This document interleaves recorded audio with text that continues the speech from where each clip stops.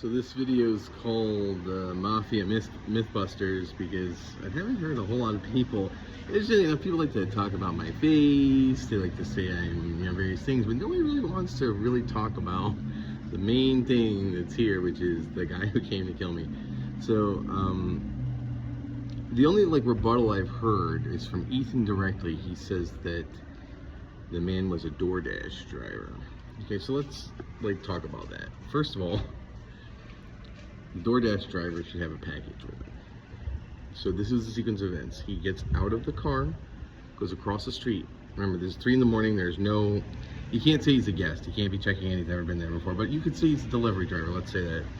Punches the door code, forcefully yanks the handle, does nothing. He goes back to my door, or the front door to where my room is, and opens it effortlessly and enters. It's not like he tried the door, went back to his car to get a package. There's no package. He's not holding any package.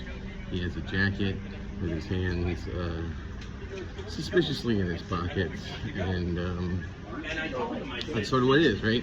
So I think the DoorDash thing is debunked. Another thing is, even if he's a delivery driver of any kind, you don't give a delivery driver your front door code. It's not like it's a foyer, right? It's an actual, it's actually entry into the apartment, right? There's a kitchen, there's things there, there's TV, lots of valuable things, people leave coats. You wouldn't just give a random delivery driver your front door code, okay? And then there's the issue of the housekeeper requesting my, my code door, saying that I requested she remove things from the room. I never did. She could not have requested to remove trash from my room because she couldn't know if there was trash or not in my room, because no one entered my room since I checked in except me, right?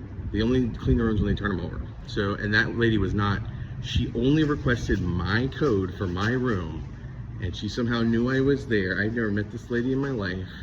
I never spoke to her, so that's obvious right there.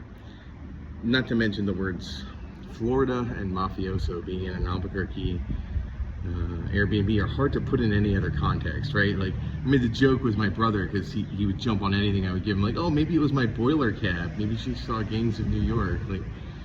He's a fucking idiot. Anyway, yeah, it is what it is. The only thing I would say is that I do not believe it is related to any kind of serious thing, because there were so many mistakes made.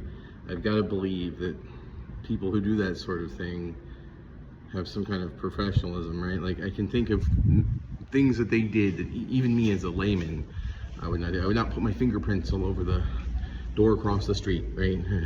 Punching a code. I certainly would check the address before I got out of the car. Imagine if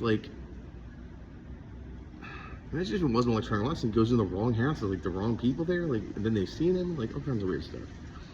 The second is, yeah, don't overtly talk about whatever it is. It doesn't matter what language it is. You don't know if I have earbuds that translate things. You don't know if I'm recording the audio so somebody else who speaks Spanish would understand it. And, yeah, it was just really, and also, for the love of God, don't leave something with your name on it behind, right? Honestly, V. Honestly is, not a common name, but it's a Cuban name, and V could, but look, it's got the transaction ID. That transaction ID goes back to a real credit card. That credit card has a real name. Applebee's will gladly disclose it if you tell them they're suspected of murder, and that person will be able to identify the man in the jacket. It doesn't seem like fucking rocket science to me, but you guys take your time, I guess.